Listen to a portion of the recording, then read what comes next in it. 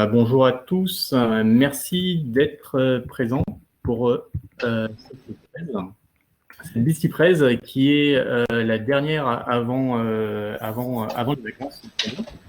On reviendra certainement en septembre avec des nouvelles présentations. Pour ceux qui ne me connaissent pas, je suis Sébastien Pastor, je suis à la tête de bistijob.com. Nous sommes un collectif de freelance qui a vocation à rendre l'intermédiation de freelance dans la tech plus saine, plus simple, mieux, quoi. Et si vous voulez en savoir plus, vous allez sur bistijob.com. Voilà. Alors aujourd'hui, nous sommes dans un format un peu différent des habituellement, puisque elle va être moins technique. D'habitude, j'ai l'habitude de laisser parler le speaker et je profite moi-même du talk en mangeant mes popcorn. Mais aujourd'hui, ça ne va pas être le cas. Je vais devoir rester éveillé et affûté car je vais échanger avec Frédéric Le Guédois. Salut Frédéric. Bonjour. Donc, sur le sujet qui est vraiment clivant, qui est le no estimate. Alors, le no estimate pour certains, c'est vraiment la seule façon de vendre du projet agile. Pour d'autres, c'est bien joli, mais ça ne correspond pas à la réalité du business. Donc, on va faire tout ça en mode question-réponse. Et comme je vous l'ai dit, vous avez un chat public si vous voulez poser vous-même vos questions et je les reprendrai. Je dirai avis à haute voix. Donc voilà, bonjour Frédéric. Rebonjour. Rebonjour et merci d'être avec nous. Merci à toi. Selon ta bio, tu es un évangéliste agile, libriste, voire polémiste. Est-ce que tu peux nous dire plus? Principalement, je fais du coaching agile, du développement logiciel sur mesure aussi, du coaching craft. Et puis, voilà, il y a encore quelques temps indépendant et puis en train de monter une petite structure. Donc, restez vigilants sur les réseaux sociaux. On risque d'annoncer des choses dans les semaines qui viennent.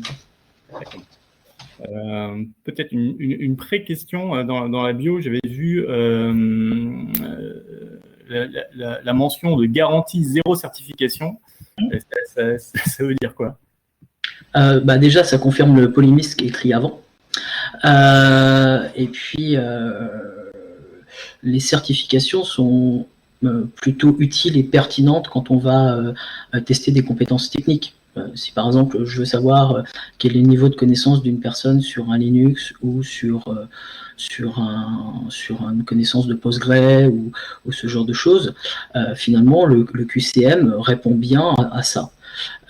Maintenant, on a fait un copier-coller des certifications dans le monde de l'agilité. Et il y a quelques limites, notamment c'est difficile de retranscrire une personnalité, c'est difficile de retranscrire un niveau de compréhension, voilà.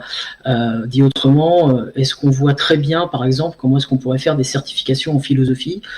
J'ai du mal à le voir, et donc la grande question qui se pose, c'est est-ce que les certifications sont adaptées à l'agilité? Je pense pas, et du coup, je mets un point d'orgue à ne surtout pas en passer. D'accord. Donc, t'es coach. Un point d'honneur, pardon, à ne surtout pas en passer. Ouais, on peut dire que t'es coach agile, mais de fait, quoi. C'est un truc qui de fait, c'est pas. Ouais, je pense que les personnes et leurs compétences et leur compréhension sont plus importantes que les certifications. Ok, bon voilà, petit point éclairci. Alors on va sauter droit dedans. Moi je t'avais envoyé une petite question comme ça pour troller à la façon de Yvonne et Marie.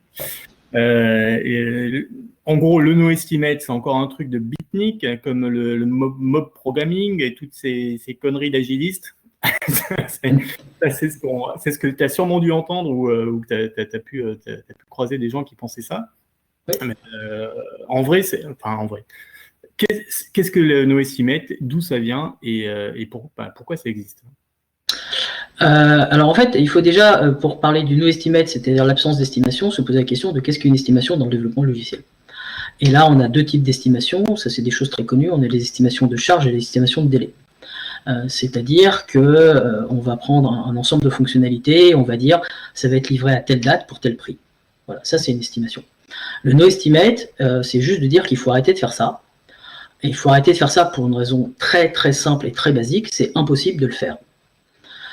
Si on regarde sur le terrain, est-ce que quand on fait un planning, il est systématiquement respecté? Alors, si les plannings sont respectés dans le développement logiciel, il n'y a pas de problème, continuons à en faire. S'ils sont faux, et systématiquement faux et pas qu'un peu, alors il faut quand même se poser la question de est-ce qu'il faut continuer à en faire. Idem quand on annonce le prix d'un ensemble de fonctionnalités ou le prix d'un logiciel. Donc en fait, le no estimate, ça vient juste du constat du réel, c'est-à-dire de l'observation du réel sur le terrain. Est-ce que c'est d'arrêter les estimations qui est du bullshit, c'est des foutaises, ou est-ce que c'est de continuer à en faire? Je rappelle quand même que l'humanité a commencé à faire du développement logiciel dans les années 70, on va dire dans les grandes entreprises, quoi. Voilà, avant, il y avait eu des petites choses, mais ça s'est généralisé là. Et on est aujourd'hui en 2020, ça fait un demi-siècle, et on est encore en train de chercher la méthode pour faire des estimations. On en a essayé plein, et on est encore en train de la chercher. Si on ne l'a pas trouvé en un demi-siècle, la fameuse méthode qui fait que les plannings sont jamais en retard, il y a peut-être une raison. C'est peut-être que c'est pas possible. Et donc en fait, le no estimate, c'est plutôt de se dire arrêtons de nous voiler la face, arrêtez d'essayer de faire ce qu'ont fait tous nos aïeux pendant des décennies qui fonctionnent jamais, c'est-à-dire de la planification, et essayons de trouver une alternative à ça. C'est une approche, on va dire, un peu courageuse, parce que on a tendance à rester dans le moule, on a tendance à rester dans une culture, une tradition existante. Alors on nous a toujours dit qu'il fallait faire des estimations depuis l'école, ce qui est confortable c'est de continuer à en faire. Puis il y a même des gens qui vous disent « Ah non mais j'en fais, mais ça marche pas, mais je continue à les faire ». Ah ben, pourquoi tu continues à les faire si tu sais que ça marche pas? Et puis il y a l'autre attitude, c'est de faire le constat factuel, et puis on viendra peut-être un peu sur comment rendre les choses factuelles dans le domaine, faire le constat factuel que ça marche pas, et si ça marche pas, il faut trouver une alternative. Et donc si les estimations ça marche pas, il faut arrêter d'en faire, et il faut faire autre chose. Et justement, sur cet argument de les estimations sont fausses, on entend justement ceux qui sont pro-estimation et pro-gestion de projet traditionnelle. Ils disent évidemment, elles sont fausses, c'est des estimations, et rien n'empêche d'améliorer les suivantes, par exemple. Ouais, effectivement, il y a cette notion qu'elles sont fausses. Alors, du coup, il faut vraiment se poser la question de à quel point elles sont fausses. Et c'est un travail qui n'est jamais fait. Et du coup, moi, je propose une démarche qui est extrêmement simple, c'est de faire le suivi des estimations, non pas dans le but de les améliorer, juste dans le but de constater le désastre. Alors ça, c'est très simple à faire, c'est une démarche scientifique basée sur l'observation du terrain, c'est-à-dire qu'on prend un tableur, et puis à chaque fois que quelqu'un fait une estimation, c'est-à-dire qu'à chaque fois que quelqu'un va vous dire dans le projet, à telle date, il va se passer ça, alors, on va livrer ça, il y a ça qui sera à disposition, etc. Donc ça, on l'entend en permanence. Eh bien, on note le nom de la personne, on note la date à laquelle il a fait l'estimation, on note la nature de l'estimation, telle fonctionnalité sera livrée, on note la date à laquelle il dit que ça va se passer, d'accord? Et puis on attend la date dite, et là, on met deux indicateurs. Premièrement, est-ce que l'estimation était vraie ou fausse? Donc ça, c'est un binaire, c'est vrai ou c'est faux. Et on s'en contrefout de savoir pourquoi le planning n'a pas été respecté. Voilà. Est-ce que c'est vrai ou faux, factuellement? Et le deuxième indicateur, on va le suivre, c'est-à-dire si c'est reporté, et parfois c'est reporté une fois, deux fois, trois fois, quatre fois, quel va être le différentiel? Alors là, c'est un peu plus compliqué, un peu plus technique, mais la personne, si elle annonce à la mi-mai quelque chose qui sera prêt à la mi-juin, c'est-à-dire que, grosso modo, il y a un mois, l'estimation dure un mois, la durée. Si mi-juin, on dit que c'est pas possible, mais que ça sera livré mi-juillet, et que mi-juillet, c'est pas possible, on dira que ça sera mi-août, et que c'est effectivement livré mi-août, c'est-à-dire que la marge d'erreur de l'estimation initiale, elle est de 200%. Je précise, elle est de 200%. Et donc, du coup, si on fait ça systématiquement sur un tableau, eh bien, on va mesurer à la fois le taux de prédiction, parce que les estimations, c'est ça, qui sont justes ou fausses, et dans le même temps, on va mesurer à quel point elles sont fausses. Et là, on a une vraie démarche scientifique. C'est-à-dire que c'est bien joli de dire qu'il faut continuer à en faire, mais je voudrais juste, quand on arrive dans les organisations, qu'ils soient capables de dire, eh bien, chez nous, 99% de nos estimations sont fausses, et quand elles sont fausses de l'ordre de 200 ou 300%. Parce que les vrais chiffres, ils sont là. Et si on a conscience de ça, c'est-à-dire qu'on apporte une démarche rationnelle sur le sujet, eh bien du coup, on va vouloir peut-être se dire c'est peut-être pas super intéressant de chercher à les améliorer parce que c'est complètement foireux. Et puis il y a quelque chose qu'on doit comprendre, alors ça c'est l'aspect très pragmatique quand on arrive sur le terrain, et puis il y a quelque chose qu'on doit se poser aussi d'un point de vue théorique, qu'est-ce que faire en estimation? Qu'est-ce que faire en planning? Si je fais le planning sur ce qui va se passer d'ici la fin de l'année, c'est-à-dire que déjà je vais prédire ce qui va se passer d'ici la fin de l'année, et ensuite je vais dire quand est-ce que ça va se passer. Le seul problème de cette démarche-là, c'est que c'est de la prévision de l'avenir. Ouais. C'est un boulot de voyant. C'est un boulot de voyant. Et c'est complètement irrationnel. C'est parfaitement irrationnel que de prédire l'avenir. Et donc dire on va chercher à améliorer notre prédiction de l'avenir, c'est comme si tu vas voir ta voyante et dire ah, bah, je vais m'acheter une nouvelle boule de cristal, quoi. Bah non, c'est pas super intéressant en fait. Je te donnerai juste un exemple. Quand tu prends l'aspect rétrospectif, c'est-à-dire que tu vas voir, tu arrives après, voilà, on t'a dit que ça devait être prêt à la mi-juin, mi-juin tu regardes, et tu vas interroger les gens, parce que c'est jamais prêt à la date à laquelle c'est annoncé. Les gens vont te dire, ah ben non, c'est pas possible, parce qu'il y a une crise sanitaire, parce qu'il y a quelqu'un dans mon équipe qui est parti en congé maternité, parce que, on a toute une foultitude de raisons qui font que le planning n'a pas été respecté. Et dans ce cas-là, il faut dire à la personne, mais tu devais prévoir la crise sanitaire. Tu devais prévoir qu'une personne allait partir en congé maternité. Et la personne va dire, mais je ne peux pas prédire ça. Ah oui, mais pourtant, tous ces éléments sont constitutifs de ton planning. Donc, si tu n'es pas capable de prédire l'avenir, tu n'es pas capable de faire des plannings. Donc, on n'est pas capable de prédire ce qui va se passer sur un projet, donc on n'est pas capable de faire des estimations. Donc, il faut arrêter d'en faire. Pourtant, il n'en reste pas moins qu'au sein de l'entreprise, et là, ça me permettra de rebondir sur la question de Sylvain et compagnie qui m'a envoyé un message privé.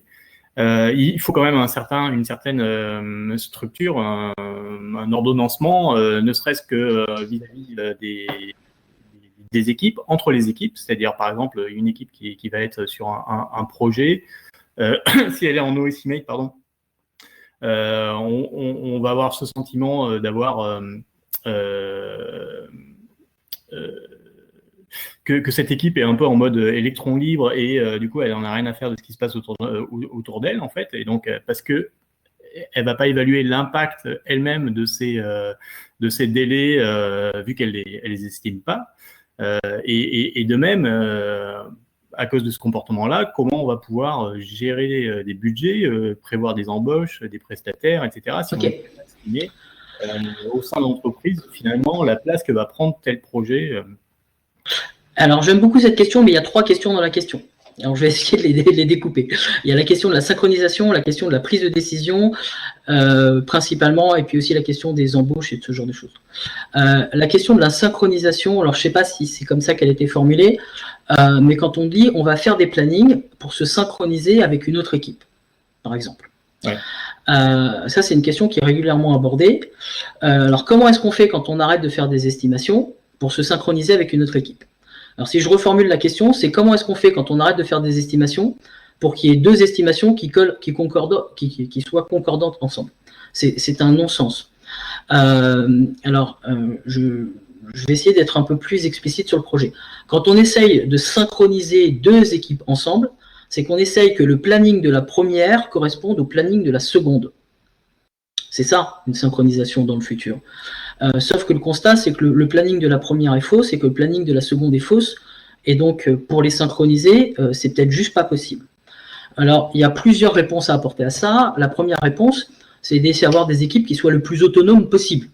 Forcément, si tu as une équipe de front, une équipe de back, une équipe de base de données et une équipe je ne sais pas trop quoi, il y a de telles dépendances entre les équipes que la question de la synchronisation sera quotidienne et ça sera toujours le bazar. Mais du coup, la vraie réponse à ça, c'est de dire on va faire des équipes pluridisciplinaires qui sont capables de prendre une demande et de la traiter de bout en bout et de limiter les dépendances entre les équipes. Ça, c'est la première réponse à apporter. Comment ? Tu fais des équipes plus grosses au final. Non, tes équipes, c'est maximum 6-7 personnes. Par contre, elles sont pluridisciplinaires. Ça veut dire que grosso modo, il y a une fonctionnalité à développer pour un client. Si tu as besoin d'un développeur front, si tu as besoin d'un développeur back, et si tu as besoin d'un expert en base de données, ou d'un, je sais pas, d'un administrateur, ou je sais pas qui d'autre, tout est dans l'équipe. Donc, c'est-à-dire que cette équipe-là, elle est complètement indépendante pour organiser son travail, donc elle se focalise sur la fonctionnalité à développer, il la livre, et du coup, il n'y a pas de problème de synchronisation. Ce qui va à l'encontre de l'organisation qu'on trouve encore couramment, où les gens sont spécialisés par métier. C'est-à-dire que tous les gens du back sont ensemble, tous les gens du front sont ensemble, et alors là, si tu dois livrer une fonctionnalité à un client, c'est un bazar monstrueux en termes de synchronisation.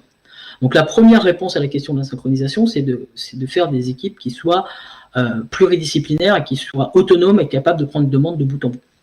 La deuxième réponse à la question de la synchronisation, c'est de se dire on a très rarement besoin de synchroniser. Très rarement besoin de synchroniser. En fait, la première équipe qui va être prête mettra à disposition, et c'est la seconde équipe qui va déterminer la date à laquelle le travail des deux sera disponible. Aussi simplement que ça. S'il y a des gens qui ont terminé avant une autre équipe, ben, ça pose pas de problème. On stocke et puis on attend, et puis l'autre équipe va prendre les éléments et travaillera avec. Donc en fait, la question de la synchronisation, en fait, c'est une question qu'on se pose quand on est déjà très très attaché dans les estimations, à tel point qu'on veut que les estimations des uns collent avec les estimations des autres. Mais dans les faits, on n'en a pas besoin. Ça, c'était. La question derrière, c'était qu'est-ce qui donc sans être dans le même dans une question de tiens, il va me falloir un gars en base de données, etc.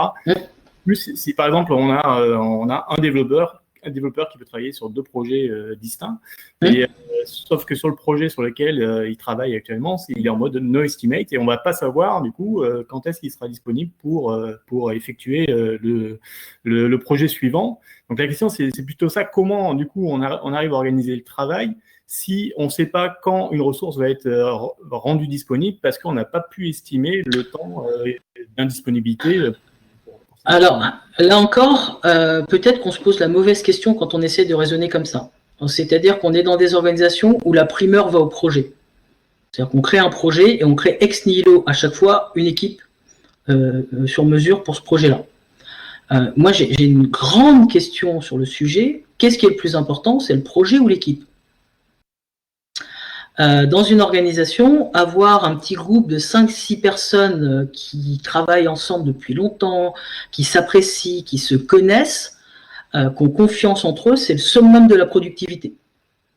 Et donc, c'est très bizarre qu'à chaque fois qu'on va créer un nouveau projet, on va casser la productivité qu'on a créée précédemment, avec le risque à chaque fois d'avoir deux personnes qui arrivent qui ne peuvent pas se blairer, et du coup, ça part en cacahuète. Et donc, l'idée de créer ex nihilo des équipes pour gérer des projets est bizarre. Peut-être qu'on ferait mieux de se dire que la base de notre organisation, ce sont les équipes, et qu'on va affecter les projets aux équipes déjà existantes. Ça n'empêche pas les personnes parfois de bouger d'équipe, mais parce que les gens souhaitent se réorganiser, souhaitent bouger professionnellement, rencontrer de nouveaux environnements, rencontrer de nouvelles technos, rencontrer de nouvelles personnes. Mais grosso modo, je pense que les équipes sont des trésors dans nos organisations quand on a des bonnes équipes qui fonctionnent bien.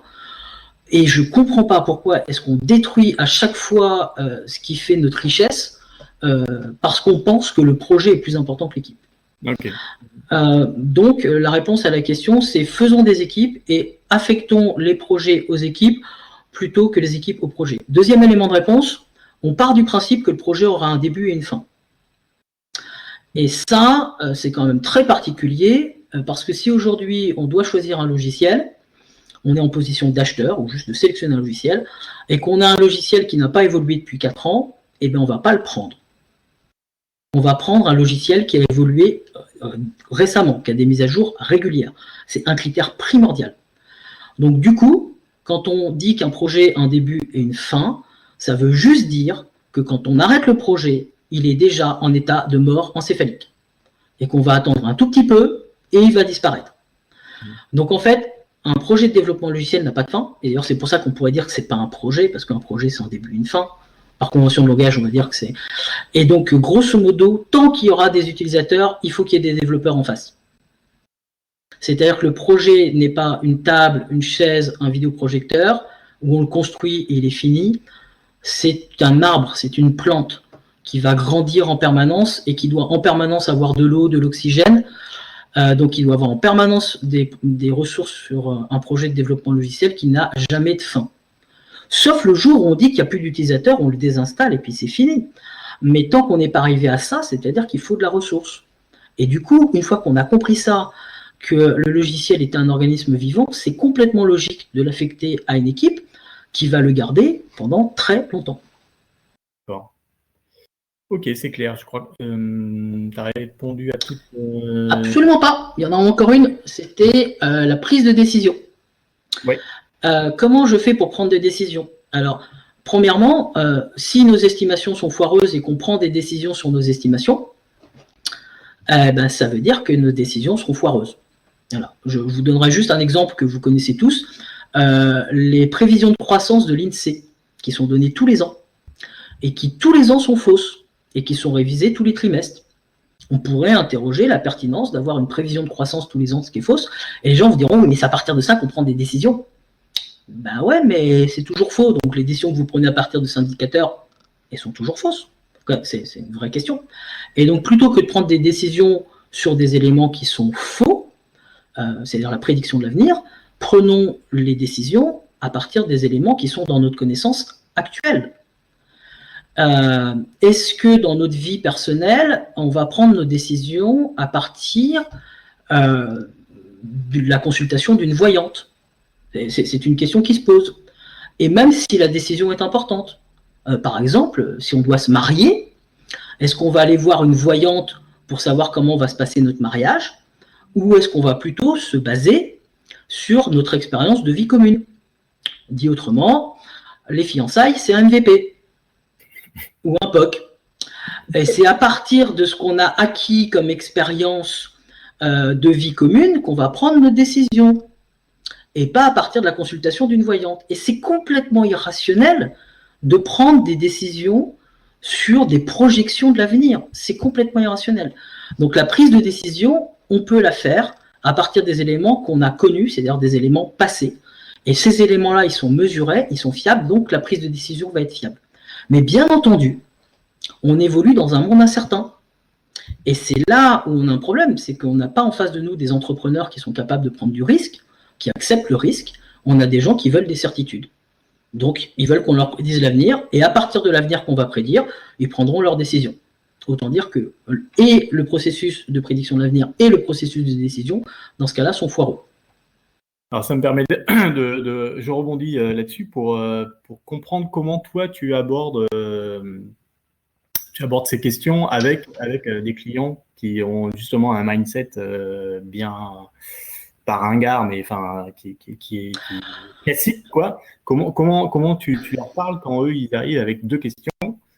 La première, c'est quand est-ce que le projet sera fini et combien ça va me coûter, quoi. Alors en fait, ces deux questions-là ne posent pas de problème. L'estimation n'est pas là. Et c'est là où il y a un vrai changement culturel à faire. On a tous appris à l'école qu'il y avait un triangle prix, qualité, délai. Voilà, c'était ce triangle-là. Et ce triangle est juste incroyable, mais juste incroyable, parce qu'à aucun moment dans ce triangle n'apparaît ce qui doit être fait. C'est-à-dire qu'on dit qu'il y a trois paramètres, le prix, le qualité, le délai. On n'évoque même pas ce qui doit être fait. C'est-à-dire que le préjugé intellectuel, c'est que ce qui doit être fait est défini, est connu, est figé. Sauf qu'un logiciel, c'est pas comme ça. Hein. Un logiciel, c'est pas défini, connu, figé. Et en plus, un logiciel n'est pas une entité indivisible. Un logiciel, ce n'est qu'un agrégat de fonctionnalité. C'est vraiment qu'un agrégat de fonctionnalité. Et donc, en fait, on peut annoncer un prix, on peut annoncer un délai, sans faire aucune estimation. La condition en face de ça, c'est que le périmètre fonctionnel soit variable. Et du coup, c'est la bonne variable d'ajustement. C'est-à-dire que le prix est figé, le délai est figé. Par contre, les fonctionnalités, elles, ne sont pas figées.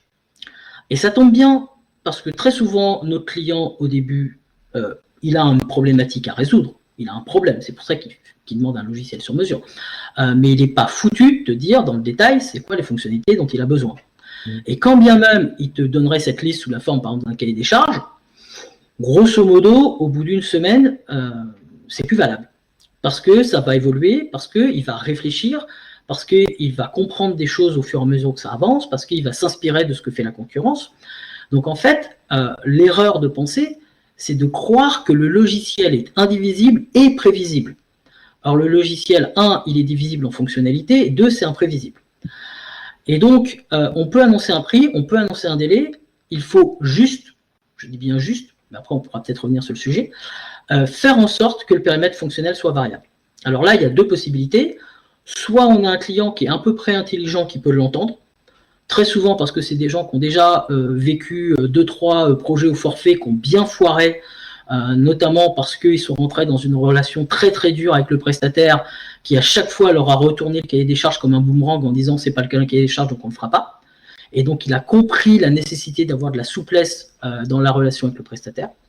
Soit on a quelqu'un qui en face ne veut pas l'entendre, et dans ce cas-là on utilise quelques petits subterfuges. C'est-à-dire qu'on va lui dire ok, on te fait un forfait de chez forfait, on t'annonce le prix, le délai avec le périmètre fonctionnel que tu veux, et on a juste une ligne dans le contrat, c'est si jamais le besoin change, alors on fera changer le périmètre fonctionnel. On te garantit le prix et le délai, mais si jamais au cours de ton projet, il y a une fonctionnalité qui n'est pas exactement celle que tu as déjà inscrite, alors il n'y a plus d'engagement sur le périmètre fonctionnel. Et comme nous, on sait que la probabilité que le besoin évolue est de l'ordre de 100%, et pas qu'un peu, ça va beaucoup évoluer, alors on n'est plus tenu par le périmètre fonctionnel. Donc on vient de faire rentrer quelqu'un dans le no estimate, et lui, il est toujours convaincu au moment où il signe le contrat qu'il est dans un truc hyper figé. Et puis après, une fois qu'on a fait ça, si on a un délai suffisant de plusieurs mois, eh bien, on a un délai pour éduquer le client et pour lui prouver qu'on fait du bon boulot. C'est-à-dire livrer rapidement, livrer petit, avoir des tests automatisés, être à son écoute, être à son service, chercher à créer de la valeur pour les utilisateurs finaux, etc. Et une fois qu'on a fait naître la satisfaction chez le client, bah, il ne reviendra plus sur le cahier des charges initial. Voilà. D'ailleurs, est-ce que appliquer le no estimate a tendance à te fermer des portes avec des clients? C'est-à-dire, est-ce que tu ne peux bosser qu'avec des gens qui ont ce mindset ou qui ont réussi à comprendre ça, ou est-ce que du coup, par ce subterfuge, à les transformer et à te faire une c'est un repoussoir à prospect absolu. C'est un repoussoir à prospect absolu. Faut jamais le présenter sur de la vente parce que forcément, quand les gens viennent te voir, ce qu'ils veulent, c'est de la certitude. Ils sont angoissés à l'idée de choisir un prestataire, donc ils veulent qu'on leur fournisse de la certitude. Donc soit tu arrives à les éduquer très rapidement, mais c'est peut-être un peu compliqué au début, soit tu mets en place une contractualisation qui te permet d'aller vers le no estimate et tu vas guider ton client vers le no estimate. Je donne une technique qui est par exemple très simple.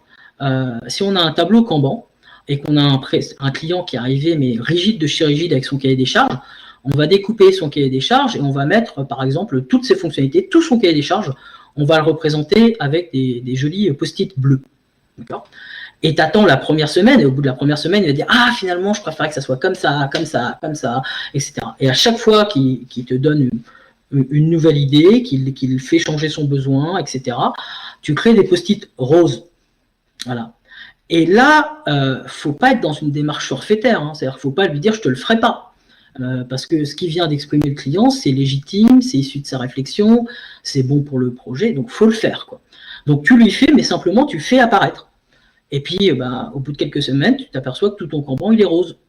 Et donc, en fait, tu as éduqué ton client au fait que son besoin a évolué. Et du coup, tu peux faire comprendre à ton client que ce qui est important, c'est ta capacité d'adaptation à ces nouvelles demandes et non pas le respect du périmètre initial qu'il a présenté. Voilà. C'est une technique d'éducation. D'accord. Et ça, c'est quelque chose que tu as pu vraiment discuter avec le client en fin de projet, c'est-à-dire, voilà, vous n'avez pas réalisé, mais au début, vous étiez plutôt content. Il y a une anecdote que j'ai déjà racontée, je vais me permettre déjà de la re-raconter. On a travaillé pour un client pendant plus d'1 an, et au bout d'1 an, le client nous a fait un débrief des relations qu'on avait avec lui. Et il nous a exprimé plein de satisfaction, plein de motifs de satisfaction. Et dans la liste des motifs de satisfaction, il a dit « Vous respectez toujours les délais que vous annoncez ». Et avec les développeurs, on s'est marré. On s'est marré parce qu'on lui avait jamais annoncé une date. Jamais. Et en fait, le client, ce qu'il exprimait, il avait un deuxième prestataire en parallèle avec qui il était en conflit. Le client, ce qu'il exprimait, c'est qu'on était très rapide face à ces nouvelles demandes. Et c'est ça son motif de satisfaction. C'est-à-dire que le mec, il sortait un truc de son chapeau, nous, on y allait, on commençait, on développait, on testait, on lui livrait. Donc en fait, il disait qu'on respectait les délais, alors qu'on n'a jamais annoncé de délai. Et donc en fait, il n'y a pas forcément besoin de débriefer avec le client. La compréhension de ces phénomènes sous-jacents, c'est au prestataire de la maîtriser. Par contre, si on satisfait le client, s'il est en confiance, on n'aura plus de problème avec les estimations. Les estimations, c'est de la défiance. Et les estimations, c'est l'expression de la défiance. C'est-à-dire que je n'ai pas confiance sur ce qui va se passer, donc prenez des engagements.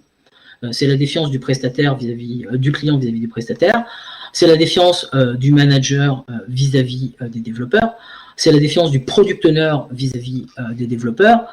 Le planning poker, les sprints avec des deadlines, c'est une blague. C'est juste une blague. Depuis quand on a besoin de savoir ce qui sera prêt dans 15 jours? Dans quel cas on a eu besoin de connaître les fonctionnalités qui sont prêtes dans 15 jours? Personne n'a besoin de ça. Il n'y a que Scrum, il n'y a que la défiance de nous dire voici ce qui doit être prêt dans 15 jours. Une question que j'avais juste après, c'était où est-ce que s'arrête le no estimate? Est-ce que dans un sprint, on va quand même dire, on va faire de l'estimation, on va bien dire, bah tiens, non. On ne va pas en faire pour plusieurs raisons. Premièrement, parce qu'elles sont toutes fausses, y compris sur un sprint de 15 jours, systématiquement. Voilà. Ou alors, on a réussi à le rentrer ric-rac, mais c'est-à-dire qu'on a fait des compromis sur la qualité, on a fait des compromis sur les tests, et donc, grosso modo, la deadline est l'origine des bugs sur nos projets, et donc, c'est pas bon. Et en fait, le sprint est un contresens absolu sur ce qu'est l'agilité. À l'origine, l'agilité nous dit on va faire des itérations. C'est-à-dire que comme l'avenir est imprévisible, on va développer des choses, on va les livrer, on va prendre en compte les retours et on va faire évoluer l'expression du besoin à partir de ces retours.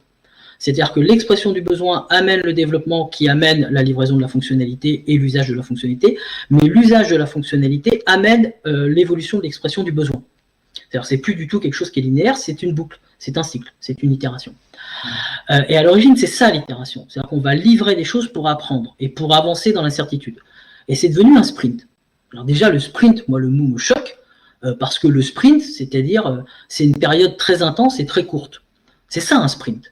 Le problème, c'est que le manifeste agile nous dit il faut pouvoir travailler tous ensemble, les développeurs, les utilisateurs, les commanditaires, dans un rythme indéfiniment soutenable. Indéfiniment soutenable. Ah oui, parce que qu'est-ce que tu fais après ton sprint? Tu te reposes ou tu fais un autre sprint? C'est illogique. À la fin d'un sprint, je suis épuisé, je ne peux plus avancer. Alors on va se dire, ok, on va courir un 10 km, mais à l'issue du 10 km, je suis épuisé, je suis rincé. Alors on va faire un marathon, on court moins vite le marathon. Ouais, mais à l'issue du marathon, je suis épuisé, je suis rincé. Alors on va faire un ultra-trail. L'ultra-trail, il tourne à 8 km/h, les mecs. Alors ouais, mais sauf qu'à l'issue de l'ultra-trail, on est épuisé et rincé. Et donc en fait, le seul rythme où on peut avancer tous les jours et recommencer tous les jours l'effort, le seul rythme qui est indéfiniment soutenable, c'est la marche. C'est le seul rythme où on peut avancer physiologiquement de manière indéfinie. Et donc le vrai bon rythme pour le développement, c'est le rythme de la marche. C'est le rythme où on peut enchaîner. Donc, comme le rythme, c'est celui de la marche, quand on parle de sprint, c'est une source de quiproquo infinie. C'est une source de quiproquo infinie. Et par ailleurs... Alors, ce que j'ai compris, c'est que tu ne travailles pas en sprint, ou alors tu as un équivalent Non, alors, en fait, ce qui est intéressant dans le sprint, c'est la notion d'itération, c'est-à-dire que dès qu'on va avoir quelque chose à livrer, eh bien, il faut aller le pousser et le livrer immédiatement. Et du coup, prendre une granularité temporelle de 15 jours là-dessus, je suis toujours stupéfait. La bonne granularité, c'est la fonctionnalité. Voilà. Donc, toi, tu t'imposes pas tu dis pas, on a le sprint, on met toutes les fonctionnalités dans ce sprint-là, et on va sortir ce produit qui correspond à toutes les fonctionnalités qu'on aura développées. Non, tu développes. Si on a le temps, il faut qu'on vienne un peu sur le découpage. Il faut découper très, très, très, très finement, le plus finement possible. C'est-à-dire quoi, le plus finement possible? C'est ce qui est utilisable par un utilisateur. C'est ça. Donc, je découpe jusqu'à ce que ça soit plus utilisable par un utilisateur. Et dans ce cas-là, c'est mon découpage précédent qui était le bon. Alors, je donne une illustration parce que quand on parle de découpage le plus fin possible, parfois on nous sort 50 écrans avec une liste de 40 fonctionnalités. Si j'ai un formulaire que je dois livrer, si tous les champs du formulaire ne sont pas absolument nécessaires lors de la première livraison, alors je ne vais pas tous les mettre et je compléterai mon formulaire a posteriori. C'est ça un découpage très très très fin. Du coup, comme on découpe très très finement, très rapidement, on a des fonctionnalités qui sont prêtes. Pourquoi attendre 15 jours pour livrer une fonctionnalité, sachant qu'elle est déjà prête? Livrons-la. Dès que possible, livrons-la. Et donc, du coup, on n'est plus à fonctionner avec des sprints, on fonctionne à la fonctionnalité. Dès que la fonctionnalité est prête, on la livre. Et donc, on a très rapidement du retour d'utilisateur. Donc, très rapidement, on est capable de réorienter notre besoin. On apprend très vite. On fait tourner la roue de l'apprentissage extrêmement rapidement. Ça, c'est le premier point. Par contre, ce qu'on va pouvoir planifier à intervalles réguliers, c'est par exemple des démonstrations. On peut planifier une démonstration toutes les semaines ou tous les 15 jours. Ça, il n'y a pas de débat, ça ne pose pas de problème. En termes, pour s'organiser avec un client, c'est bien de se dire, on se voit tous les 15 jours et on fait une démo. Alors, comment est-ce qu'on fait quand tu fais du non-estimate? C'est juste qu'on ne prévient pas le client à l'avance de ce qu'il verra à la démo. C'est-à-dire qu'on lui dit, toutes les semaines, on vous fera une démo et on lui démontre, oh magie, ce qui est prêt. Et du coup, il n'y a pas de source d'insatisfaction, il n'y a pas de frustration, il n'y a pas de reproche, il n'y a pas de culpabilisation. On montre ce qui est prêt. Et du coup, en termes de motivation, c'est 1000 fois supérieur. C'est 1000 fois supérieur. C'est-à-dire que les développeurs ne vont pas aller systématiquement d'échec en échec à la fin de chaque sprint parce que c'est pas prêt, où on va leur faire croire qu'en fait, ils sont sous-performants, alors que la réalité, c'est que les estimations sont toujours foireuses. On va plutôt aller de succès en succès, où à chaque fois, les développeurs vont montrer ce qui est prêt. Et du coup, la source de motivation, ça devient la fierté de servir et de présenter des choses à mon client. C'est 1000 fois plus sain. Donc, supprimons ce sprint dans sa notion de planification à 15 jours. D'accord. Et d'ailleurs, si on va regarder vraiment dans le Scrum Guide, c'est pas vraiment ça. Hein. Par exemple, les story points n'existent pas dans le Scrum Guide. Dans le Scrum Guide, c'est mettre un objectif au sprint, mais même ça, ça me chagrine. Pourquoi se mettre un objectif au sprint? Est-ce qu'on ne peut pas juste faire confiance aux personnes en disant, voilà, toutes les fonctionnalités qu'on a développées sont là, et on en fait le plus possible. Et dès qu'il y en a une qui a été prête et qualifiée, eh bien, on la met en production. D'accord. Ok. Super clair. Et du coup, si je veux terminer sur ce thème-là, toi, tu utilises quelle méthode? Si c'est pas Scrum. Moi, j'utilise aucune méthode. C'est un peu comme les certifications. Les certifications et les méthodes, c'est des concepts et des mots. Et en fait, ce qui m'intéresse, c'est la réalité. Donc, c'est pas la certification qui m'intéresse, c'est la personne. Est-ce que c'est la bonne personne pour le projet? Du coup, une personne peut être très très bien dans le cadre d'un projet et pas convenir pour un autre projet. Quand la situation est toujours plus complexe qu'un simple libellé. Et c'est pareil, moi j'utilise aucune méthode. Voilà, j'apprécie énormément par exemple le tableau Kanban. Je le mets très souvent en place parce que c'est un bon outil pour fluidifier, visualiser, améliorer les choses. Maintenant, il m'est arrivé de faire des itérations d'un mois parce qu'on était sur de la réduction de dette technique et on n'avait pas forcément besoin d'avoir quelqu'un en face tous les jours. Et le plus court que j'ai fait, c'était des itérations de 2 heures parce qu'on avait un contexte hyper favorable, on mettait en place un workflow et nos clients étaient nos collègues, donc on faisait un développement, on allait voir le premier collègue, on faisait des évolutions, on allait voir le deuxième collègue et on a fait des itérations de 2 heures. Donc en fait, il n'y a pas de méthode, je veux dire, on ne peut pas sous-traiter notre intelligence, on ne peut pas sous-traiter notre capacité d'analyse et de réflexion. Donc il faut les connaître, ça c'est important, il faut les connaître. Et ensuite, en fonction du contexte, on s'adapte. C'est un peu comme si je te posais la question, tu utilises quelle méthode pour gérer ton entreprise? Il n'y a pas de méthode toute faite pour gérer une entreprise. C'est une succession de prises de décision qui vont dépendre de la personne. Et donc c'est ça, c'est trop complexe pour être réduit à une méthode. C'est beaucoup trop complexe pour être réduit à une méthode. Mais du coup, quand tu travailles avec des gens, il faut quand même leur expliquer comment tu fonctionnes. Parce que l'intérêt d'une méthode, c'est tu la connais, tu vas l'appliquer. Ouais, ou pas. En fait, tu commences à travailler avec un client, tu lui dis on se fait un point toutes les semaines. D'accord? Tu lui dis ça. Pour le client, c'est normal. tu vois ce que je veux dire? On fait un point toutes les semaines. Ok, toi, tu sais à quel point c'est important. Tu vas dire, on va vous montrer ce qu'on a développé. Tu n'as pas besoin de lui dire, on a une méthode qui prévoit des démonstrations. D'accord? Tu lui montres juste. Et spontanément, il va exprimer son retour. Et spontanément, tu en prends note. Et puis à la fin, tu dis, est-ce que vous pouvez organiser toutes les demandes que nous vous avez données? Et s'il les organise, s'il les priorise, en fait, il vient de faire un backlog. Mais il ne savait pas que c'était un backlog. Il n'a pas besoin de le savoir. Donc, en fait, c'est important pour le prestataire de parfaitement maîtriser ces aspects-là. Est-ce qu'on a besoin d'embêter nos clients, qui soient externes dans le cas d'une ESN ou internes dans le cas d'une entreprise qui développe ses logiciels, pour les former à tout ça? Je m'interroge toujours. Mais je pensais plutôt ton approche avec des développeurs qui te rejoindraient sur un projet. Et donc tu leur dis, la première chose, c'est qu'il faut déjà analyser la situation actuelle. Et les blocages ne sont jamais les mêmes. Donc à chaque fois, il faut trouver un moyen de débloquer la situation. En fait, les développeurs changent sur chaque projet. Il y a des choses qu'ils maîtrisent mieux que d'autres à chaque fois. Et donc le principe, c'est de partir de l'existant. Une fois de plus, la réalité, le terrain, voilà, on part du réel, et à partir de là, c'est comment est-ce qu'on peut améliorer les choses. Donc parfois, on prend des voies très différentes. C'est ce qu'on évoquait par exemple quand on le vend. Si le client est capable de le comprendre, on lui explique. Si le client n'est pas capable de le comprendre, on va l'éduquer au fur et à mesure. Si le client, au bout de 3 semaines, aura compris, on pourra évoquer ces sujets-là. Si au bout d'1 an, il n'a toujours pas compris, on s'adapte à chaque fois. Et donc, avoir une méthode toute faite, non. Alors, il y a des choses moi, qui me semblent extrêmement importantes. Les cycles courts, c'est-à-dire aller le plus rapidement possible sur le terrain, quelle que soit la manière de faire. Et là encore, ça change, il n'y a pas de méthode. Quand tu tombes sur une superbe équipe de dev, tu vas développer extrêmement vite. D'accord? Donc tu vas très vite aller sur le terrain. Mais par exemple, moi, j'ai eu la chance un jour de travailler avec une superbe web designeuse. On avait une web designeuse dans l'équipe. Elle maîtrisait Photoshop de manière assez incroyable. Et du coup, les premières itérations, on les faisait grâce à elle, parce qu'elle était dans l'équipe. Et donc, elle dessinait tous les écrans, même si c'était des écrans de gestion.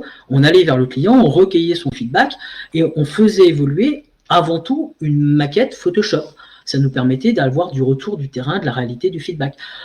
Mais quand on n'a pas une personne comme ça dans l'équipe, alors on va composer avec les forces de l'équipe existante. C'est pour ça que la notion de méthode, elle est toujours un peu gênante et limitante.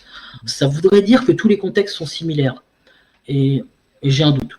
Mais en tout cas, ce qui est important, c'est les cycles courts, la confiance entre les personnes. Ça, c'est des choses qui sont extrêmement importantes. Culturellement, que les développeurs et le client soient placés au même niveau. Il ne faut pas qu'il y ait un qui domine l'autre, parce que ça, c'est très néfaste sur les projets. Qu'est-ce qu'il y a comme notion auquel on va être vigilant?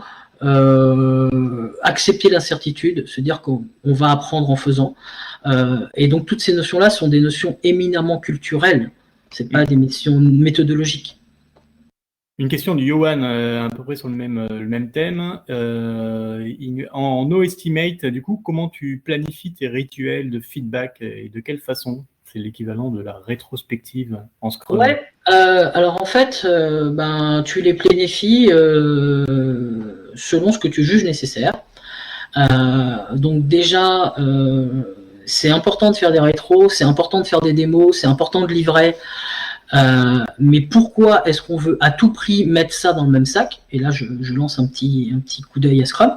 Pourquoi est-ce qu'on veut faire ça toujours tous les 15 jours? Je pense que la bonne granularité pour livrer des fonctionnalités, c'est la fonctionnalité. C'est-à-dire que dès qu'elle est prête, on l'envoie. La bonne granularité pour faire les démonstrations, c'est solo. Ça dépend de vos technos, ça dépend de la maturité de l'équipe, ça dépend de la capacité à développer des fonctionnalités rapidement. Donc, est-ce que c'est tous les 15 jours? Est-ce que c'est pas toutes les semaines? Est-ce que c'est pas toutes les 3 semaines? On va quand même essayer de faire les démonstrations le plus souvent possible. Et les rétrospectives, ça dépend beaucoup du contexte. Parfois, on arrive sur des projets, il y a tellement de problèmes à résoudre qu'en fait, la rétrospective n'est pas forcément le premier outil qu'on utilise. Parfois, il y a des équipes qui sont très mûres et du coup, qui vont faire des rétrospectives tous les 2 mois, par exemple. Pourquoi pas? J'ai même connu une équipe qui mettait dans son wiki tous les sujets au fur et à mesure. Chacun alimentait un wiki avec des sujets qu'il voulait voir apparaître en rétrospective. Et il s'était dit, je crois, à partir de 7 sujets, on organise une rétrospective. C'est-à-dire que la rétrospective était apériodique. Donc là encore, je pense qu'on a une totale liberté pour organiser ça selon ce que l'on souhaite et en fonction du contexte. Sachant qu'une rétrospective, une livraison et une démonstration, c'est exactement la même chose, c'est d'aller vers la réalité et de recueillir du feedback. La fonctionnalité, quand on a un livre, on va recueillir des feedbacks des utilisateurs. La démonstration, quand on l'a fait, on va recueillir du feedback de notre PO ou de nos clients.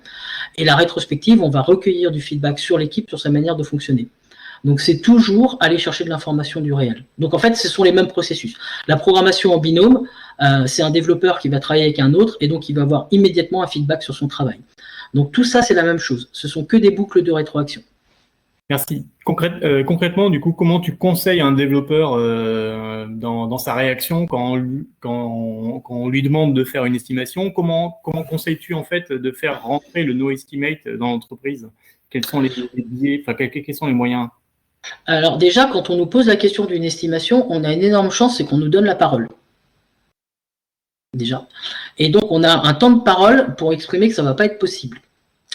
Alors, si on l'exprime de manière comme ça va être un peu brutal. La recommandation que je fais toujours, c'est très souvent, il y a plein d'incertitudes à chaque fois qu'on vous demande une estimation. Et donc, ça va être commencer par mettre en avant les estimations. Donc, vous me demandez si ça sera prêt, mais ça dépend de ça, ça dépend de ça, ça dépend de ça, ça dépend de ça, ça dépend de ça.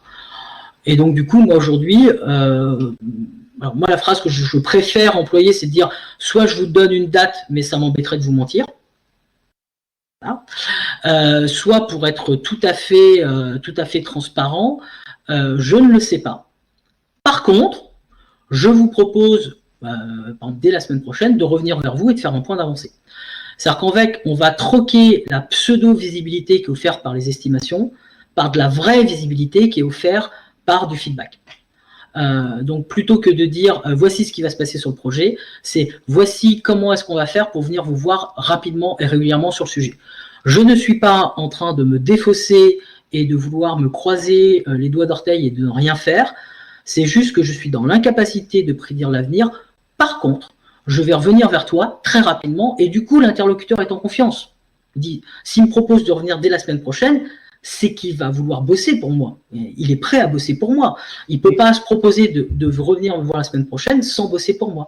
Et donc, du coup, l'interlocuteur est rassuré. N'oublions pas que toutes les demandes d'estimation sont l'expression d'une défiance et que pour répondre à cette défiance, il faut apporter de la confiance en face et de la transparence. Souvent l'expression grosse maille. Ouais, d'accord, tu peux pas, mais grosse maille. Alors moi j'adore la grosse maille parce que la grosse maille ça veut dire que le paramètre fonctionnel est variable. D'accord, donc t'en profites. Okay. Bien sûr t'en profites. Si tu as une équipe de développement que tu connais, tu sais qu'ils sont bons, et si on te demande grosse maille, est-ce que vous êtes capable de livrer quelque chose dans un an? La réponse est oui. Qu'est-ce que vous serez capable de livrer précisément? La réponse c'est j'en sais rien. Donc le grosse maille il est assez intéressant parce que tu peux annoncer un prix et un délai à condition que tu n'annonces pas le périmètre fonctionnel. Et le grosse maille te permet ça. Ouais. Tu réduis ou tu fais évoluer le nombre de fonctionnalités que tu vas livrer en fonction des difficultés qui vont être rencontrées ou du changement. C'est ça. Ou du changement ou de la facilité. C'est-à-dire que le bon périmètre pour ajuster ça, c'est le périmètre fonctionnel. Donc moi, le grosse maille, il ne me dérange pas. Si on a un gros délai, si on a un an avec des ressources, on sait qu'on va livrer quelque chose. La seule chose qu'on ne sait pas, c'est quoi. J'enchaîne rapidement parce qu'on va être ric-rac et évidemment, il y a trop de questions, il y a trop de bonnes réponses et tu donnes bien du détail, mais malheureusement, on ne va pas avoir beaucoup de temps. Je reviens juste sur la thématique de comment tu es confronté à la réalité qui est que tout le monde attend des estimations, des budgets qui doivent rentrer dans des budgets, et notamment avec les appels d'offres publics. Comment répondre à ces appels d'offres alors qu'eux, ils attendent à avoir des points super rigides? Ouais, ils attendent super rigides, c'est un préjugé qu'on peut avoir sur les appels d'offres publics, d'accord? L'appel d'offres public, moi je souris toujours parce que dans tous les appels d'offres publics un peu conséquents, tu vas trouver une certaine UO, une unité d'œuvre, qui sera exprimée en journée de développeur. Et donc là, ça devient très rigolo. C'est-à-dire que tu n'as pas le droit de faire l'assistance technique, tu n'as pas le droit de faire de la régie. Par contre, tu as le droit de mettre en place des UO. Et donc là, c'est comme le reste, il faut ruser. Il faut juste ruser. C'est-à-dire que il faut que tu te vendes une obligation de moyens et non pas une obligation de résultat. Et donc, dans ta réponse d'appel d'offres, il faut expliquer comment tu vas développer le logiciel et non pas précisément le logiciel que tu vas développer. Donc, qu'est-ce que tu mets en place comme organisation, quels sont les rituels que tu vas mettre en place, comment tu fais ton suivi, etc. Et tu laisses une incertitude sur ce qui sera fait précisément. Après, il y a des choses encore plus cheloues, mais qui peuvent marcher. C'est par exemple, tu fais une unité d'œuvre sur étude d'un nouveau besoin. Ça, c'est rigolo. Parce que l'étude des nouveaux besoins, c'est une obligation de moyens, c'est pas une obligation de résultat. Voilà, quand on va te dire étudier, donc tu dis, bah voilà, un nouveau besoin, on prendra 10 jours pour l'étudier. Et comme tu sais que les nouveaux besoins émergent en permanence, et ben en fait, tu es en train de faire rentrer ton appel d'offres dans l'obligation de moyens. Tu as d'autres possibilités. Hein. Par exemple, tu as les soi-disant contrats de maintenance. D'accord ? Alors, c'est une hérésie, un contrat de maintenance. Hein. Quand on fait du développement logiciel, le code source ne bouge pas tout seul. Hormis les mises à jour de version, et encore, c'est une hérésie. Par contre, si tu arrives à vendre de la maintenance sur ton logiciel, c'est-à-dire que tous les mois, tu as de la ressource pour faire des choses qui étaient non anticipées. Donc, tu rentres dans du no estimate. Et donc, en mettant plein de petites réponses comme ça, des unités d'œuvre pour évaluer le nouveau besoin, de la maintenance, des UO de jours de développeurs, etc. Tu arrives à faire une réponse où en fait tu n'es plus dans une obligation de résultat, tu es dans une obligation de moyens. Là encore, faut juste être un peu malin dans la manière de le rédiger. Mais c'est tout à fait possible. Lorsqu'il y a mention d'un devis, quoi, on demande, voilà, il faut donner une estimation, un prix, quoi. Et comment tu fais à ce moment-là ? Ah ben, c'est ce que je disais tout à l'heure. En fait, il faut juste garder une incertitude sur le périmètre fonctionnel. Ouais. Donc, dans ton devis, tu dis on va vous faire précisément ça et rien que ça. D'accord ? Donc là, tu es dans la contractualisation la plus dure forfaitaire qui soit. Et toi, tu sais très bien que ça va bouger. D'accord ? Et donc, le but, après, soit tu es un escroc, ce qu'ont fait les ESN pendant des années, et à chaque fois que le besoin était changé, en fait, il faisait exploser le budget. D'accord ? Soit tu es quelqu'un d'honnête et qui fait de l'agilité, qui intègre, et tu préserves le budget de ton client, mais tu lui dis, OK, on fait toutes ces nouvelles fonctionnalités-là, mais les fonctionnalités initialement exprimées, on ne pourra pas toutes les faire. D'accord. Rapidement, quel est le pourcentage de tes projets que toi, tu as réalisé en mode no estimate dans ta carte ? 100%. J'ai arrêté de faire des estimations en 2009 et les gens qui me suivent depuis cette date-là sont toujours très gourmands quand quelqu'un me demande d'annoncer la date d'une fonctionnalité parce qu'ils savent très bien que je ne vais pas lâcher le morceau. Et donc, ils regardent toujours comment je vais essayer de me dépatouiller du truc. 100%. De Naban, je ne sais pas comment on dit ça. Comment convaincre finalement des business angels ou des personnes qui vont mettre de l'argent sur la table dans la vie d'une startup, par exemple, comment réussir à les convaincre avec on va sortir cette feature dans un moment non défini. Alors, que ce soit des business angels ou des clients ou des managers, en fait, il y a dans un premier temps donner une vision. La vision, c'est à quelle problématique on va répondre. C'est pas la liste des fonctionnalités, c'est à quelle problématique on va répondre. Et ça, c'est assez simple à faire, c'est une phrase, on peut y répondre. Et ensuite, c'est de livrer très rapidement. Et ce qu'on peut faire, c'est de faire du POC ou du MVP avant la vente, c'est-à-dire de développer très rapidement des choses pour montrer, c'est un acte d'avant-vente, c'est financé comme de l'avant-vente, pour montrer qu'on est capable de faire des choses très rapidement. Et du coup, ça génère de la confiance. Si on a une vision et que très rapidement, on est capable de montrer des premiers éléments qui fonctionnent, on va générer de la confiance. D'accord. Ok, il y avait une question un peu similaire d'Antoine. Donc, je pense qu'on j'enchaîne sur mes questions. Qu'est-ce que j'avais comme question intéressante ? Oui, est-ce que du coup tu dirais, parce qu'on entend souvent que finalement le no estimate c'est plus pour des petits projets, mais il ne faut pas déconner quand il s'agit de projets à 1 million d'euros, ça rigole plus, on va pas faire ça. Alors, on va être très clair, un gros projet, c'est un projet qui échoue. Ou alors, c'était un petit projet qui a réussi. C'est-à-dire que quand je démarre à faire un gros projet, on en a quelques-uns, on a eu Louvois, on a eu Sirène, ça ils sont publiés dans la presse, hein, gestion de paye de l'armée, on a 17 systèmes de gestion de paye, on va tous les fusionner d'un seul coup. Et puis on va migrer les 100 000 militaires de l'armée de terre d'un seul coup, le même mois, sans possibilité de faire marche arrière. Donc à chaque fois que les gens voient les choses en grand, ça foire. Je rappelle quand même qu'à l'origine, Facebook, c'est comparer les minois des étudiantes sur le campus pour savoir laquelle était la plus attractive, pour le dire en ces termes-là. Et ce n'était que ça, Facebook, à l'origine. Et que Google, à l'origine, c'est des mecs qui ne savent pas maîtriser le HTML et qu'on fait un moteur de recherche avec ce qu'ils pouvaient et une page blanche parce qu'ils n'arrivaient pas à afficher de la pub sur la page d'accueil. Et donc, en fait, tous les gros projets qu'on réussit ont été des petits projets qu'on réussit. Donc en fait, la meilleure façon de faire un gros projet qui réussit, c'est commencer déjà à faire un petit projet qui réussit.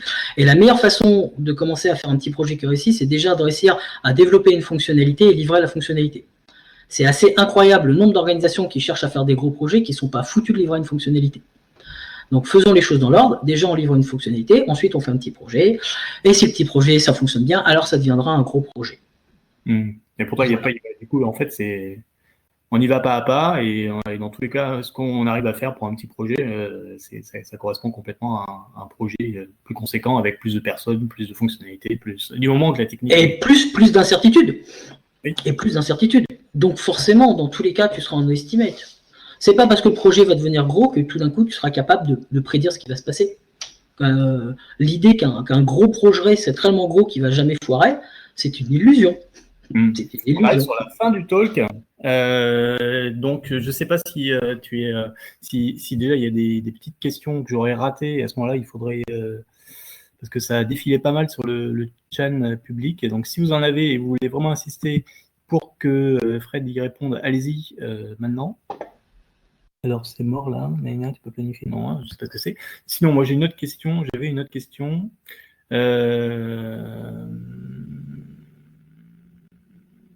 Oui, est-ce que le no estimate, du coup, c'est aussi le no conflit? Est-ce que le client est toujours content? Tout se passe comme tu dis? Non. Surtout, comment ça se passe quand justement ça commence à merdoyer parce que la nature humaine? Alors, il y a deux réponses au sujet. C'est pas du no conflit. Parce que ça arrive que tu fais tout ce que tu peux pour satisfaire un client et ça ne matche pas. D'accord. Donc il peut y avoir un conflit. C'est pour ça que moi je recommande fortement d'associer au no estimate la possibilité pour le client comme pour le prestataire de sortir rapidement et facilement de la relation contractuelle. Éviter les contrats à 5 ans, c'est un piège absolu, presque pire que le mariage, quoi. Après, est-ce que c'est du no conflit? Ce que je sais, c'est que le planning, c'est une source de conflit absolument inutile. Quand tu as un client qui est convaincu qu'il est capable de prédire l'avenir, et que tu as un prestataire qui est convaincu qu'il est capable de prédire l'avenir, et que le client est convaincu qu'il va figer son besoin, et que le prestataire est convaincu qu'il est capable de faire des plannings, et ben tu arrives au bout d'un an, ils sont en train de s'entretuer, et les arguments massus qu'ils te sortent, c'est « Ah, vous m'aviez dit que, ah, vous avez mal anticipé que. » Donc en fait, ils n'arrêtent pas de se faire des reproches, c'est « Vous n'étiez pas capable de prédire l'avenir. » C'est irrationnel, tu arrives là-dedans, c'est Ubu l'enfant roi, c'est surréaliste, c'est surréaliste. Donc effectivement, à chaque fois que culturellement et le client et le prestataire sont convaincus qu'on peut prédire l'avenir et que si l'avenir ne se déroule pas comme ils l'ont prévu, c'est qu'il y en a un des deux qui est en faute, eh ben, tu vas aller très très rapidement vers un conflit fort. Donc en fait, tous ces conflits vont être désactivés avec le no estimate. Ça ne veut pas dire qu'il n'y en a jamais, il peut y en avoir pour d'autres sources. Par contre, effectivement, une fois qu'on a compris qu'on était tous les deux embarqués dans un avenir qui était incertain et que c'est en travaillant ensemble qu'on allait livrer le maximum de valeur, tu as fait un grand pas pour aller vers le no-conflit, ouais, bien sûr. Donc, t'en as, mais t'en as beaucoup moins. Et... Ouais. Et pour d'autres raisons que le planning, en fait. Ouais, pour d'autres raisons que le planning. Okay, et en fait, il y a autre chose qu'il faut dire, c'est que seul le no estimate te permet d'arriver avec une efficacité maximale. Parce que tout le temps que tu passes à faire des plannings, des révisions de planning, des chiffrages et patins, en fait, tu vas le remettre dans du temps effectif de développement. Donc, en fait, le client va avoir plus de fonctionnalités pour le même prix. Et donc, en fait, si tu supprimes ce truc complètement fou qui est la prédiction de l'avenir sur les projets, bah, tu passes beaucoup plus de temps à comprendre les besoins de ton client, développer, livrer, tester, livrer. Ouais. Donc, le non-estimate, c'est ce qui va fournir le plus de fonctionnalités pour un prix donné à un client. Ok. Je pense qu'on va arrêter là parce que sinon, on va continuer toute l'après-midi. Sauf s'il y a une dernière question de quelqu'un que je n'aurais pas vue. Voilà, ça a été vraiment... Merci pour ce talk. Donc ça j'aime bien. Ça veut dire qu'il n'y a plus de questions. Je pense qu'on aura à toutes les questions. Peut-être une dernière, hein, vraiment, parce que je suis gourmand. Je me demandais pourquoi, en fait, le no-estimate a du mal à finalement s'imposer, alors qu'il est issu de la mouvance agile, quoi. C'est l'agilité, on le voit partout. Ouais, alors tu as un certain nombre de personnes comme moi qui diront qu'on voit la fausse agilité partout. D'accord, ouais. C'est appliqué, mais pas appliqué, quoi. C'est-à-dire que tu mets en place une méthode, tu ne changes rien à la culture, tu es toujours dans la prédiction de l'avenir, tu es toujours dans la recherche de coupables, tu es toujours dans le fait que les développeurs sont des êtres inférieurs et des simples exécutants. Bref, donc ton Scrum Master, je rappelle, est avant tout un master, ce qui me pose encore un problème linguistique. Voilà, on n'a plus les chefs de projet, mais on a les Scrum Masters. Bref, passons. Donc en fait, l'agilité n'est pas tant appliquée que ça, mais pas vraiment appliquée, quoi, même pas très peu appliquée. Donc à la réponse, pour moi, l'agilité suppose qu'il n'y ait pas d'estimation. Aujourd'hui, pour moi, c'est exactement la même chose. Et que du coup, le no-estimate, c'est la manière de faire de l'agilité. C'est-à-dire, on arrête de chercher à prédire l'avenir, on fait de l'adaptatif pur, ce qui est quand même écrit en toutes lettres dans le manifeste agile. C'est en fait, il n'y a pas d'autre. On fait de l'agile, on fait du no-estimate, sinon ça n'a pas de sens. Ça. Moi, je trouve ça très bizarre de dire, c'est comme tu dis à un client, vous allez pouvoir changer d'avis à tout moment, on sera très souple, et en même temps, on va vous faire un planning très précis de ce qui va se passer. Si à ce moment-là, on ne voit pas qu'il y a un antagonisme dans les deux phrases, il y a une petite difficulté quand même, quoi. Donc, soit on fait du prédictif, et ça foire, soit on fait de l'adaptatif, et il faut de la confiance. Et pour moi, Florian, comment tu remplaces le rôle que prend l'estimation dans la priorisation? Ah oui, c'est une excellente question. Alors, je vais prendre un tout petit peu de temps avant de finir. En fait, quand on priorise à partir des estimations, on priorise à partir d'un indicateur qui est faux, donc c'est faux. Et là, il ne faut pas prioriser en valeur absolue, il faut prioriser de manière relative en regardant les fonctionnalités les unes par rapport aux autres sans leur mettre des points. Je m'explique. Pendant des années, les gens qui organisent des concours photos et qui n'ont pas l'habitude, quand ils reçoivent tous les photos des différents photographes, ils vont mettre des notes aux différentes photos. Ils vont mettre une note sur 20 et chacun met une note sur les photos. Et quand ils ont mis les notes aux 200 photos et qu'ils les regroupent, ils vont s'apercevoir, par exemple, qu'une photo qu'ils avaient notée 18 est finalement moins belle qu'une photo qu'ils avaient notée 16. C'est-à-dire que le fait de prendre un élément et de lui attribuer une valeur numérique est quelque chose qui est extrêmement compliqué pour nos capacités cérébrales. Par contre, quand ils mettent les deux photos côte à côte, c'est très simple de savoir quelle est la photo la meilleure. Et c'est pour ça que dans les outils d'éditing des photographes, vous verrez que les écrans sont partagés en deux et que du coup, les photographes, ils font passer une série de clichés, parce que souvent, un photographe professionnel va prendre 20 ou 30 photos pour en choisir qu'une seule. Et en fait, il va comparer les photos les unes après les autres et très rapidement, il est capable de dire quelle est la meilleure des deux photos. Et bien, c'est exactement comme ça qu'on priorise un backlog.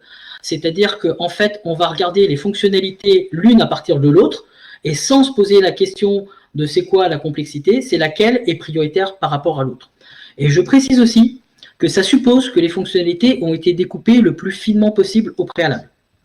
On découpe, et après, on regarde l'une comparativement à l'autre, laquelle est la plus prioritaire. Et du coup, on ne prend pas en compte la durée à laquelle, combien de temps ça prendra, d'accord, parce que quand on a découpé très finement, très finement, finalement, c'est toujours court. Et donc, la seule chose qui nous intéresse, c'est la priorité business. Et donc, c'est-à-dire que c'est le PO qui va dire la fonctionnalité A par rapport à la fonctionnalité B, quelle est la plus importante que j'ai rapidement. Lui fait cette priorité-là, et après, on peut commencer à développer. Et pour terminer, idéalement, le PO ne va pas dire la fonctionnalité prioritaire 1, 2, 3, 4, 5. Il va dire, sur les 100 fonctionnalités qu'on a définies, voici les 5 prioritaires, parce que c'est très très rare qu'il soit capable de dire la 1 est vraiment prioritaire par rapport à la 2. Par contre, il est capable de dire que ces 5-là sont plus importantes que celles qui sont dans le reste du backlog. Et donc, on va lui juste demander d'extraire les 5 qui lui paraissent prioritaires, et ensuite, on laisse les développeurs s'affecter leurs propres fonctionnalités à développer parmi ces 5-là. Ça s'appelle l'auto-affectation des tâches, et on n'a pas le temps de l'évoquer aujourd'hui, mais c'est ce qu'il y a de plus efficace et de très loin. Donc, voici comment est-ce qu'on priorise sans faire d'estimation. C'était une très bonne question. Super. Alors oui, il va être content, Florian, d'avoir posé une bonne question. Et on va l'entendre longtemps nous en parler. On n'a plus le temps, je pense. Nat, peut-être une petite question dernière, Fred? Ouais, tu as le temps ou pas? Ah, moi j'ai le temps. Ah, tu as le temps. Bah, si tu as le temps, il y a Nat qui nous dit comment faire quand le backlog est infini et avec plusieurs produits. J'imagine que là, il faut rationaliser, il faut diviser. Non, ça ne me chagrine pas. Ce qui me chagrine, c'est de vouloir terminer un backlog. Ça me chagrine toujours autant. En fait, le backlog, c'est la priorisation des fonctionnalités en fonction de ce qu'on pense qu'elles seront importantes. À quel point elles seront importantes. Du coup, le haut du backlog, c'est la crème de la crème. Et puis le fin du backlog, c'est du caca. Et donc, quand on dit qu'il faut terminer le backlog, c'est-à-dire qu'il faut à tout prix faire le caca. Et je trouve ça très, très bizarre. Et c'est exactement le raisonnement qu'on avait quand on avait un cahier des charges, où on disait qu'il fallait faire tout le cahier des charges. Et ça revient à ce que j'évoquais précédemment, c'est l'incompréhension de ce que c'est un logiciel. Si on pense qu'un logiciel, c'est un tout qui ne peut pas être divisé, qui est indivisible, alors qu'en fait, un logiciel, c'est un agrégat de fonctionnalités. Le Facebook que vous utilisez aujourd'hui n'est pas le même que le Facebook de la semaine dernière, qui n'est pas le même que le Facebook de la semaine d'avant, qui n'est pas le même que le Facebook de la semaine prochaine, et pourtant vous avez toujours l'impression d'utiliser un Facebook. C'est un peu comme un fleuve. Si tu parles de la Seine, tu dis la Seine c'est bien, mais en fait l'eau circule constamment dans la Seine et bouge constamment dans la Seine. Et donc, est-ce que la Seine, c'est la quantité d'eau à un instant T? Sachant que l'eau circule en permanence, c'est jamais la même eau, c'est jamais les mêmes poissons, et pourtant, tu as la Seine. Et un logiciel, c'est pareil. Tu as un logiciel, et pourtant, les fonctionnalités qui arrivent dedans et qui sortent dedans, ça change en permanence. Et donc, c'est pour ça que, en fait, qu'on ait eu une idée à un instant T en disant cette fonctionnalité-là sera assez intéressante, et qu'au fil du temps et au fil des priorisations, on s'aperçoit qu'elle n'a jamais été prioritaire, et qu'on la fasse jamais, je suis pas chagriné. Je pense que c'est plutôt bien qu'on fasse pas ce qui est en bas du backlog. C'est pour ça qu'on a fait un backlog d'ailleurs. Super, on va rester là. On va en rester là. Il me reste à remercier tout le monde. Ah, encore une dernière question. Comment, Frédéric, gères-tu l'aspect discovery des produits? Allez, c'est la dernière. C'est vraiment la dernière. Je vais avoir besoin d'une précision. Comment est-ce qu'on va gérer la découverte du produit, c'est ça? La découverte du besoin? J'imagine, Antoine? Oui. La découverte du besoin? C'est très simple. Faut commencer par livret. Alors maintenant, je suis de plus en plus provocateur sur le sujet. Faut arrêter d'étudier, faut arrêter de spécifier, faut commencer par livret. Donc en fait, tu prends n'importe quoi dans ton produit, la première fonctionnalité qui te tombe sous la main, tu commences à la livrer, tu vas voir tes utilisateurs, tu prends leur feedback et tu fais évoluer.